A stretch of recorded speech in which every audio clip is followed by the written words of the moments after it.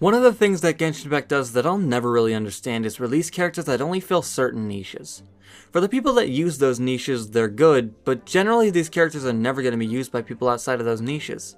Some examples are Kujo-Sara being an Electro buffer at C6, Goru being a Geo buffer, Candace being a Hydro Infuser and a normal attack buffer, and more. Then there are some characters with hyper-specific niches, like Kaveh being a Bloom DPS and Chevreuse buffing Overloaded if the team consists of only Pyro and Electro characters. But in my opinion, the worst niche-specific character in the game is Mika.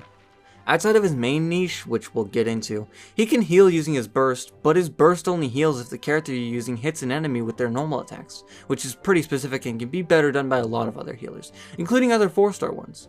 As for his niche, he's a physical damage buffer. You know, the worst damage type in the game. Sure, if you're using a physical damage character, then he's a great character for that, but outside of that specific scenario, he sucks.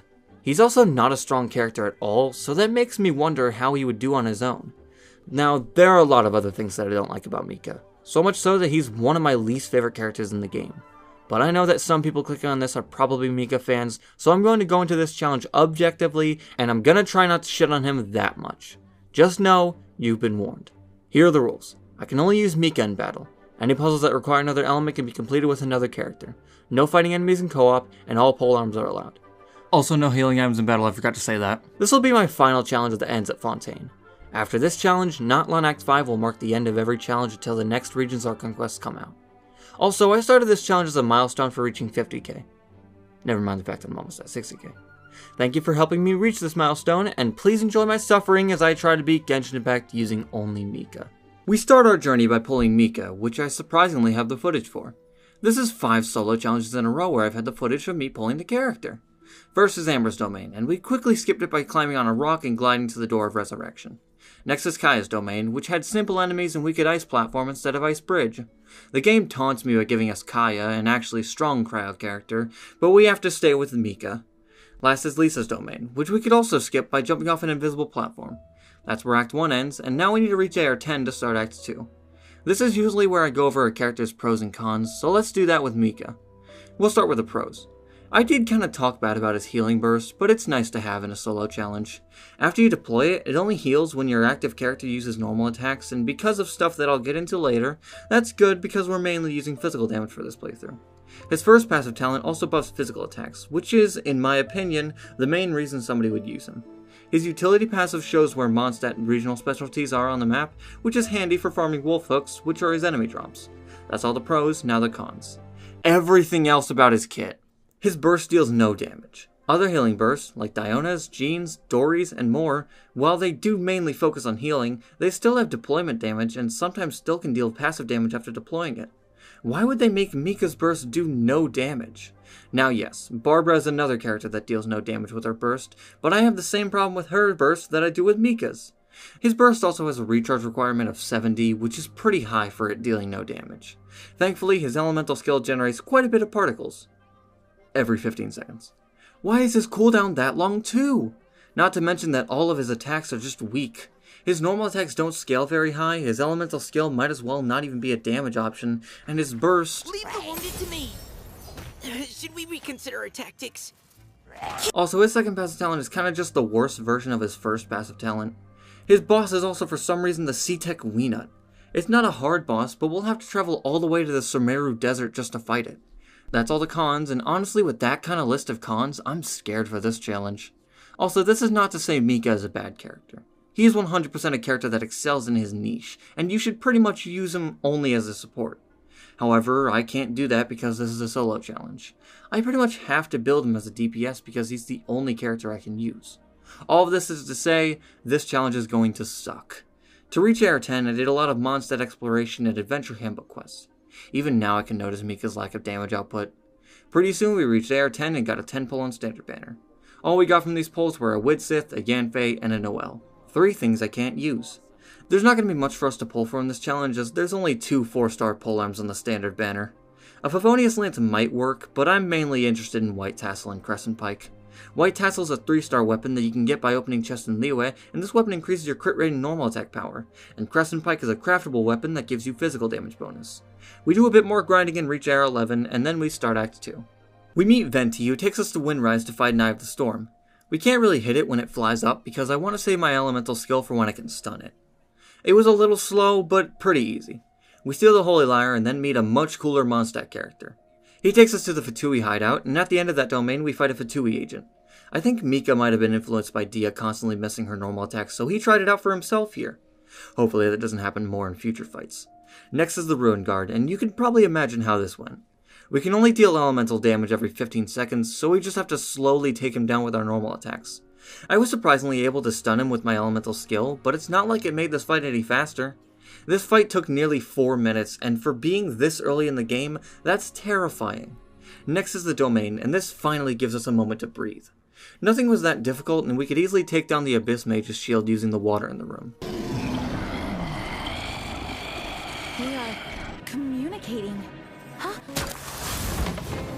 Soon after that, Act 2 is done.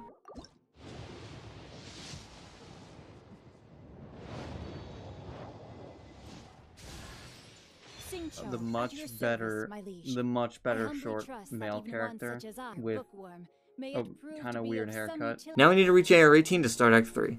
Around this time we unlock commissions, which are a great source of experience, so we'll be doing them every chance we get. The best thing to do for experience this early on is just random exploration and doing things as you unlock them, like domains or story quests. Soon after reaching AR 15, I went to Liyue and did a poll.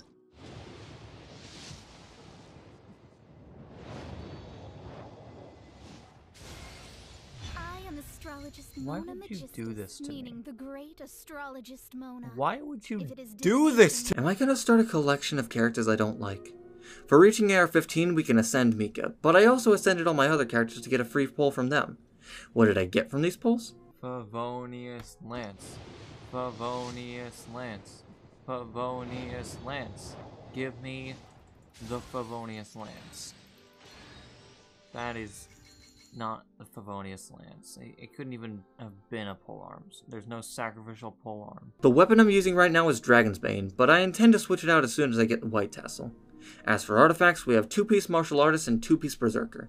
I still haven't gotten a physical damage bonus goblet, but I'll probably get one soon. Right? I do some more Mondstadt exploration, including doing the 3 barrier quest in Darupa Gorge, and that gets us a few more pulls.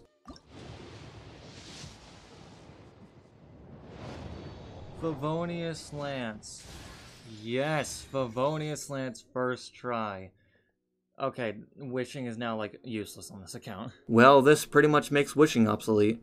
Favonius Lance will be our stand-in until we get one of the 2 weapons that I mentioned earlier. We got the last bit of experience we needed by repeatedly doing Cecilia Garden, a domain in Mondstadt that gives you 100 experience every time you complete it. Now we're at AR 18 and we can start Act 3. This quest starts with a Hydro Abyss Mage. Using the Cryoflowers nearby, we could pretty much immobilize it until it lost its shield. Inside Stormterror's lair, we need to trigger 3 light actuators to fight Dvalin, and one of them requires us to fight a Pyro Abyss Mage and 2 Summitrals. I've heard a few people say that Cryo is the best element to deal with Abyss Mage shields, but I thoroughly disagree with that. Sure, it can freeze the Hydro Mages, but other than that, it doesn't do much to a lot of the Abyss Mage's shields. In my opinion, Animo is still the best for them. Last is Dvalin. I'll give Mika this. He almost one-phased Dvalin. Really though, I knew he wouldn't one-phase Dvalin going into this fight. Now Mondstadt Act 3 is over. It was a delay. It was going to be a character who's going to be another lame cryo character. Nice. Now I need to reach AR 23 to start Liyue Act 1. I started this AR grind by doing some Liyue exploration, namely doing world quests like the Chi of Yore and the Trio Stands Alone, and I also did some Mondstadt domains, and I'm shocked I managed to do this one in particular.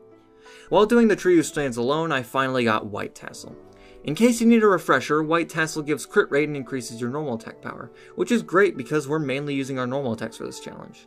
I then started to do Spiral Abyss before realizing there's pretty much no point because I've already gotten both the 4-star polearms you can get from Standard Banner, and it'd be very unlikely for me to get a Mika Constellation. After a bit more Liyue exploration, I started doing my backlog of story quests.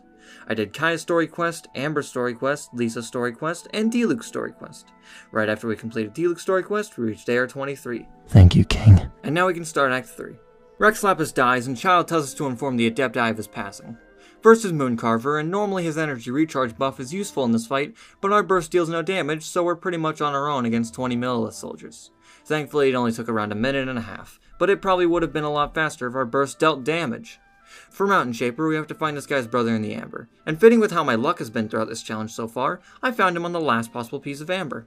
Next is Cloud Retainer, who we made some food for before skipping her domain by jumping off a tree. Last is Zhao, and in this part of the quest we have to fight a Ruin Hunter. Not that hard, just a little slow. That's the end of Act 1, and now we need to reach AR25 to start Act 2. I started this grind by doing Razor Story quest, and the Wolf of the North wasn't as bad as I thought it would be, probably because our Mika is being built physically. I then started to make the long trek through Sumeru to Mika's boss. It took over 40 minutes to reach it, but at least I have Sumeru unlocked for when I have to do it in the Archon quest. Mika's boss is for some reason the Weenut, which makes all the sense in the world to me. It's not that difficult of a boss at all, and its attacks are pretty slow and easy to telegraph. What's slightly annoying about it is how much HP it has and how often it goes underground, leading to this fight taking longer than I would have liked. A few runs of Trial Grounds of Thunder later and we're at AR25 so we can do the Ascension domain, which is easy because all the enemies are Hilichurls. Now time for Act 2. We meet the man with a much more pleasant voice who takes us to Mondstadt to boil some rocks, and while there we fought some Hilichurls. Because Mika's crossbow is just so reliable, I had a pretty tough time with the Geosaumatro. Later we go inside Granny's teapot and fight a bunch of slimes. The big cryo slime would have been a bit more difficult if there weren't a bunch of exploding pyro flowers around. They're still a little bit annoying as I had to lead them into the flowers. Hey Zhongli, what's your favorite Nintendo console? It is not we. At the Guizhong Ballista we have to fight a few treasure hoarders. It was raining, which made the Electro treasure hoarders 10 times more annoying, but outside of that, it wasn't too bad. That's the end of Act 2. Now we need to reach AR28 to start Act 3. I spent a lot of this grind exploring the 3 ruins in Lisha, as they offer a lot of easy to collect chests, and for getting the nameless treasure from all of the ruins, you get 350 experience. In the World Quest Luhua Landscapes, I had the closest time trial of my life. You have to defeat 3 Abyss Mages in 1 minute, and I am shocked Mika managed to do this. Geo Traveler was here because you have to trigger a Geo Monument to start the trial. After that, I decided to fight Mika's boss for when we reach AR30. Still pretty easy, just a little slow. We're almost at AR28, so I went to the temple in Lisha to do the 3 time trials there. We managed to do all of them, with a little bit of difficulty in the combat trial, and claiming our rewards gets us the rest of the experience we needed to reach AR28 and start Act 3. We activate the windmill mechanism in the mountains with Sucrose, and then we go to the Guizhong Ballista to fight the Millelith. Clearly Mika stayed more Battle ready. than them because they were easy. Later we needed to sing some flowers for Zhongli, which causes 3 cryo water flowers to appear. And let me tell you, this was horrible.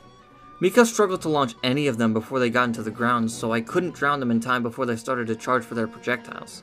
When I would target one of them, another one would begin charging for their projectiles, and when they got their projectiles I would just have to run because if I didn't, I would probably die. I used my healing burst, and soon after using it, the healing was cancelled out because of how hard it is to dodge all 3 of them.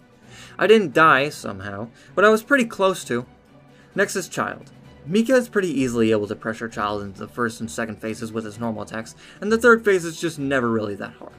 A gripe that I have with this fight is that the only way you'll see him do his stronger and better attacks is if he applies you with Riptide, which can only happen if you get hit with one of his attacks. It's pretty rare that this will ever happen because they're pretty easily telegraphed and they're very slow, and even sometimes after you get applied with a Riptide, he just won't use one of his stronger moves. I wish this fight was more difficult, as very few challenges I've ever done has actually struggled with this fight. Last is Osial, which is always easy because of the buffs that you get during the fight. That's the end of Liyue Act 3. Now we need to reach AR30 and complete both Danes of Quest to start Inazuma. Danes of Quest naturally mean Abyss enemies, and for these 2, a lot of Abyss Mages. I would explain why Abyss Mages are painful to fight, but look at this footage. Does this look fun? It especially sucked when they were paired with other enemies, like 2 Shield Wall Minotaurs in the World Quest and a Ruin Hunter in the Archon Quest. Speaking of the Ruin Hunter fight, that gave us our first death of the playthrough. It was bound to happen sooner or later with how lackluster our healing has been. After completing We Will Be Reunited, I went to the Trial Grounds of Thunder to get the rest of the experience I needed to reach AR30. Now that we're at AR30, we can start the Inazuma Prologue quest, which only had treasure hoarders and slimes, which were pretty easy. Now time for Inazuma Act 1. The first combat section is the transport mission, which has us fight treasure hoarders and Ronin. Out of curiosity, I compared how long this fight took in this challenge to other challenges, and I realized it took longer than Kirara only and almost as long as no artifacts. Mika's really lacking in damage output. Way later in the Archon quest, we have to fight a bunch of Tenryou Commission soldiers. It's only really when going through the footage that I learned just how much HP I lose during fights on average. If I hadn't healed in between fights and during fights with my burst, I probably would have died once or twice. That's where Act 1 ends, and now we need to do Ayaka's and Yoimiya's story quest to start Act 2. And nothing important happens during these quests, but before starting Act 2 I grinded to ascend my weapon, that weapon still being White Tassel. Right when I started the grind, Mika got double teamed by a Cryo Whopper Flower and an agent, which obviously led to his second death. Either way, once I got done grinding for Mika's weapon, we started Act 2, which starts with us fighting the Raiden Shogun. Kinda. Not really. Later we go to the resistance camp with the Virgin to do some archery demonstration. While Mika does have a crossbow and can hit the turrets, his cooldown is way too long to get even close to completing this. I still tried it for fun and to see how poorly he would do, and he only got to dummy number 6. We just called on a much more competent Knight of Favonius to do it for us. At the front lines we fight more Tanner Commission soldiers in some very intense and interactive fights. Before starting Act 3 I decided it was time to upgrade my weapon. White Tassel's been doing a pretty good job, but I feel like we might be able to get something better, that being Crescent Pike, a craftable polearm that increases your physical damage bonus. I had been passively grinding for ores throughout the challenge, so it didn't take long before I had materials necessary to craft it. Once I had it leveled, it was time to test if it was better. It was honestly kinda hard to tell, but I ended up switching to Crescent Pike. Physical damage bonus will really help our normal attacks, and by the way, I still haven't even gotten a 3-star physical damage goblet.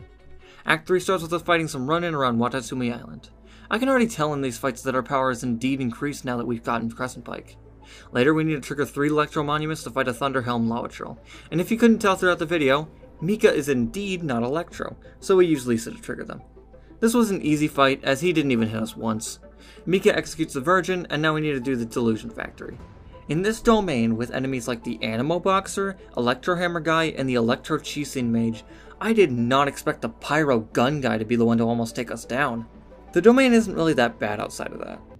It's Friday morning. I'm just trying to enjoy my coffee, and I just come to realize I'm gonna be in Dublin next week with this guy. Hey girlie, hold still. I mean, I feel like we're just taking it too far already. It's just... I'm coming to Dublin! We meet Yamiko, but who cares about her when there's... It's so much better force than what the fuck I'm stuck with. Now we have to fight an onslaught of Tenryou Commission soldiers. Mika's first passive made this fight easier than it probably would have been, but that didn't stop us from almost dying. Now time for Signora. Despite being cryo, phase 1 wasn't too bad. We just made sure to dodge her cryo attacks while wailing hits on her.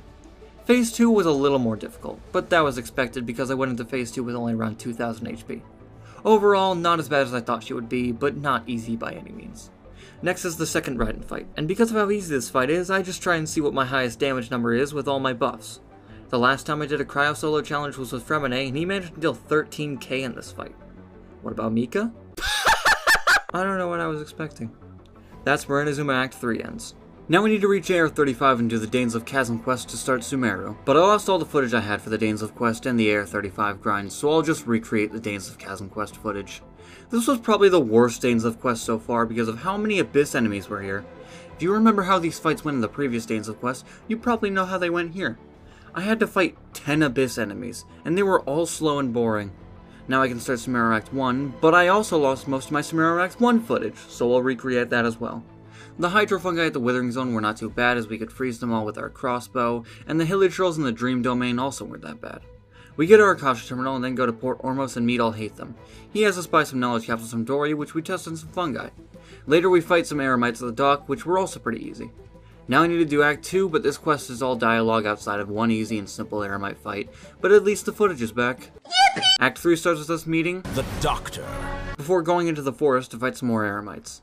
Mika takes down enemies a lot slower and gets hit a lot more when they're in a group, and it just so happens that there were 9 Eremites we had to fight here, 3 per wave. It's not like the fight itself is difficult, it's just that it feels so slow. Later in the desert we fight some Rift Hounds. They're not too difficult to take down and their corrosion was pretty easily cancelled out by our healing. Next is Act 4, but before I started it I grinded to get a 5-star in Weapon Banner. Which 5-star? Arlecchina's weapon. Tell me Bond of Life Mika doesn't sound hilarious. While grinding, Mika casually defeated a local legend, no big deal. After a long time of grinding, I finally got the 5-star. Finally, the 5-star. Absolution Mika. I've been saying the wrong weapon this entire time. I manifested that. I'm not even gonna be mad. We're just gonna go back to Act 4. This quest starts with another easy group of Eremites, and later at the Elazar Hospital we have to fight some Hilichurls, but they're way less scary than the Geological you have to fight here. This guy is pretty much the perfect counter to us. He has 70% physical resistance, a Geo Shield that we can only break easily by plunge attacking, and strong moves. Thankfully, our burst came in clutch multiple times throughout this fight, and we were able to beat him in only one attempt. Still took 2 minutes though. To trigger the 3 Dendro monuments, I grabbed a Dendrogram, quickly teleported and ran over to the monuments, and charge attacked them. I was pretty easily able to make it to all 3 of them individually. In the Mausoleum of King Deshret, there are a bunch of fungi groups, but we could skip most of them. The one potentially dangerous one that we couldn't skip wasn't that bad, but they got more hits on me than I would have liked. Now time for Act 5, which starts with even more easy Eremites. At Party CI, we have to fight some more Fatui soldiers, and here we encounter something I just love about Mika. Remember that 15-second cooldown? Yeah, because of that we can't take down the Electro Hammer guy's shield. I mean, we could, but we'd just take him out with our normal attacks before that even gets close to happening. Also, the Pyro Gun guy is still being unusually mean this challenge. Way later, we have to go inside the Deist Foundry and fight even more Fatui soldiers. The Electro Hammer guy fell off the platform, so I had to plunge down to kill it, and while trying to catch one of the platforms, it went away as I was going towards it. So I had to land on this inconspicuous pipe.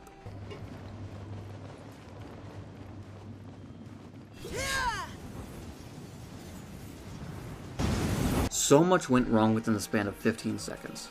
The second time through, the domain went a lot better. Now it's time to fight Scaramouche. I have the footage for Phase 1, but I paused the recording before starting Phase 2 because I had to do something and forgot to unpause, so I'll recreate and cover the important parts. Mika can hit the Nirvana engines, but he cannot destroy them because, say it with me, 15-second cooldown! In the polluted domain, the Electro Lawachal kept respawning and getting all of its HP back while I was attacking it, which made me jump off the boat in anger, but once it stopped doing that, it wasn't that bad. That's the end of Sumeru Act 5. Now we need to reach AR40 and complete Caribert to start Fontaine. Normally Caribert isn't that interesting of an Archon quest, only having one fight worth talking about, and it's almost the same here. The one fight worth talking about is the fight against the Cryo Abyss Herald, and this is a fight I've been fearing for a very long time. Dodging his moves isn't that hard, except for when he's applied with Cryo, which changes the timing, which can throw me off. But it obviously takes absolutely forever to take down his Cryo Shield, even with physical damage bonus. This fight took 8.5 minutes, which isn't as bad as Kirara, but keep in mind Kirara was almost half of Mika's level. Oh yeah, and Yanfei was here because you need a pyro character to light the cooking pot near the beginning of the quest, and you can't switch characters out until you reach the Door of Resurrection, and it was real convenient that I just so happened to forget to switch her out. Just to prove that I did this entire fight with only Mika, I'll post the entire fight on Deadly Diluc, my second account. Finally gives that account a reason to exist. Now we just need to reach AR40 to start Fontaine, and the first thing I did was fight the Weenut a few more times. Still easy, still slow, still boring, kill me. I then did some weekly bosses until I fought Signora and lost to her, at which point I said fuck it and went to Dragonspine. Dragonspine is in my opinion the best place to grind experience, but I haven't gone here yet because of the obvious, Mika's Cryo. The first thing we run into is a Cryo Lawachal, then a Ruin Greater, then another Cryo Lawachal. Yeah, you see why I didn't go here earlier? While here, I did one of the worst things I've ever done in a solo challenge. Early Genshin players, do you remember this time trial? Do you remember how everyone hated it? Well, I do too now because of this challenge. Most of the time trial is honestly not that bad, unless we don't crit with one of our Crimson Crystal shots, at which point we'll get permafrozen by the 2 Cryo Summon Trolls and die. Why do I play this game? It all falls apart at the 3 Cryo Abyss mages. I have to use Crimson Crystals to take down their shields, but sometimes I'll hit 2 of them at the same time with the crystal, and sometimes I won't. I really need my crystal to hit 2 of them at once, because at this point in the trial, I usually only have 2 minutes.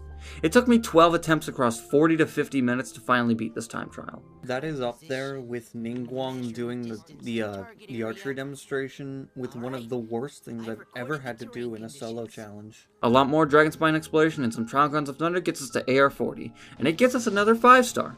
Ningguang should have been a 5-star. Hi there. Every account except my main account gets Tighnari. And the main account that I want Tighnari on is my main account. I think this account as a whole is a good example of what Mika's life is. Horrible. Now we can start Fontaine. We meet Linny and Lynette at Romaritime Harbor, and they want us to collect 3 Romaritime flowers for them, which we need Hydro to collect. Teleporting away and grabbing Hydrograna and then rushing over to the flowers to apply them with Hydro allows us to collect them. At the Court of Fontaine, we meet the other shy Cryo character as well as Childe, who takes the only fight in Act 1, so let's skip to Act 2.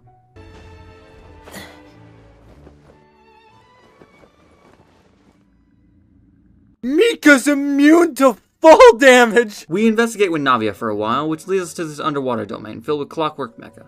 These guys are not too bad, and they were pretty easily stun locked. Something I don't understand is why Gardemex don't have at least a little physical resistance. They're made of metal like Ruin automations, so why not? Acts 3 and 4 are spent entirely in the Fortress of Meropide with no combat, but before we move on to Act 5, why do we think Mika was in jail? It must have been for identity theft, stealing the identity of the Chocobo and Len. Act 5 starts with the Tower Domain. The first two fights are pretty much just 1v1s against an Anemo rogue. The third fight is 3 Minotaurs. It's quite hard to dodge 3 Minotaurs swinging their axe all at the same time, so I took a lot of damage, even after healing myself. However, none of those fights are what I worried about. What I worry about the most is the 2 rogues and 1 Ruin Guard at the top of the tower. All tanky enemies, all strong, all in a small area, and we have to beat them all with just a Mika. The strategy I developed for this fight is to take one of them out at a time before you die to make it easier once you respawn. I usually only need to do this once so I can just fight the Ruin Guard and 1 rogue, but Mika had to do it twice because he's just so strong! Honestly, this fight wasn't as bad as I thought it would be, but it still sucked and I had to use that cheap strategy. Really though, that's the last worry I have for this challenge. We only have 3 more fights left and all of them are usually easy. Later we put Furina on trial, which long story short led to us fighting 2 Hydra Gardemex. It's really a Mika move just to completely overshot one of the normal attacks out of nowhere, which is something he never did until now. Just one more fight, just one more fight, just one more fight, just one more. Last is the All-Devouring Narwhal, which is honestly as easy as ever. We just need to wait until he eats us and then take down the Shadow Phase's shield. We've defeated the All-Devouring Narwhal, and that means Act 5 is over. That means we beat Genshin Impact using only Mika. That was probably one of the most infuriating and boring solo challenges I've ever done. Mika's damage output was so low for the entire playthrough that battles that were normally trivial became a bit more of an annoyance, and that made stuff like the Ruin Guard in Mondstadt Act 2 and, for some reason, the Pyro Gun guy a lot more annoying and difficult than usual. Also, don't forget my Mika pretty much had to be built physically because of how little cryo damage we can do overall, so a lot of fights were just left-click simulator, which was quite the opposite of engaging gameplay. I may still really dislike it, but without his healing burst, we would have died a lot more. On the tier list of difficulty, I'm placing this at the bottom of hard, and on the solo tier list, he's going in not good. The kind of difficult tier and the hard tier when it comes to solo challenges are kind of reserved for characters that either aren't DPSs or can't ascend for a while, and Mika 1000% falls into the former category. If you're going to use Mika, don't unless you either like him or are using him in a physical team. I actually don't know what my next challenge will be because I'm taking a little bit of a break. I won't be gone for that long, but I'll probably still be playing the challenges on my break because I still enjoy doing that. So really, you'll probably barely tell I was on a break. But until then, I'll leave you with that.